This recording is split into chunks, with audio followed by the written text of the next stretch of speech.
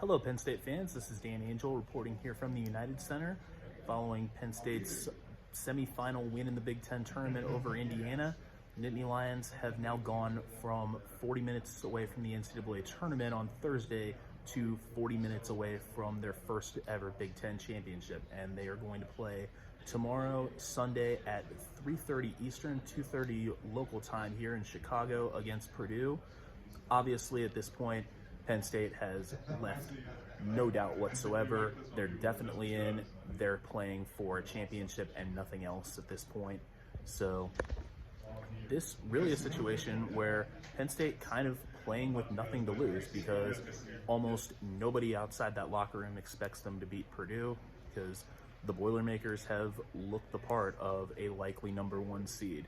But Penn State has played not always fantastic basketball in this tournament, but they've done what they needed to do to win. Today, they were much better with the basketball. They did not make the bad decisions that almost did them in against Northwestern. They played excellent defense on the three-point line. They didn't let Trayce Jackson-Davis completely dominate the game. He got his points, he got his rebounds, but Penn State did a very credible job against Trayce Jackson-Davis to keep him from taking over the game and force Indiana's guards to try and beat them, and the Hoosiers couldn't do it. Indiana sinks just 2 3-pointers for the entire game, and that's a major credit to Penn State's defense. They did what they needed to do, and really they've ridden their defense for kind of the past 100 minutes of basketball, really. Only in the first half against Illinois, where the Illini looked completely disinterested for about 15 minutes before they woke up and started playing hard as well, has Penn State been able to get away with just offense. Since that, it's pretty much been defense has carried the day for Penn State, and this team has done a fantastic job of rising to the challenge and meeting the moment.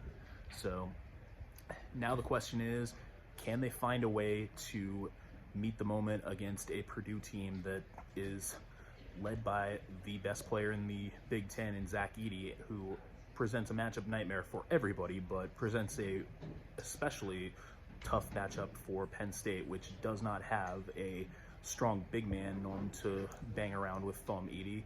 They did a great job against Trayce Jackson-Davis, like we said, but it's a smaller lineup, and they're not going to have that height advantage.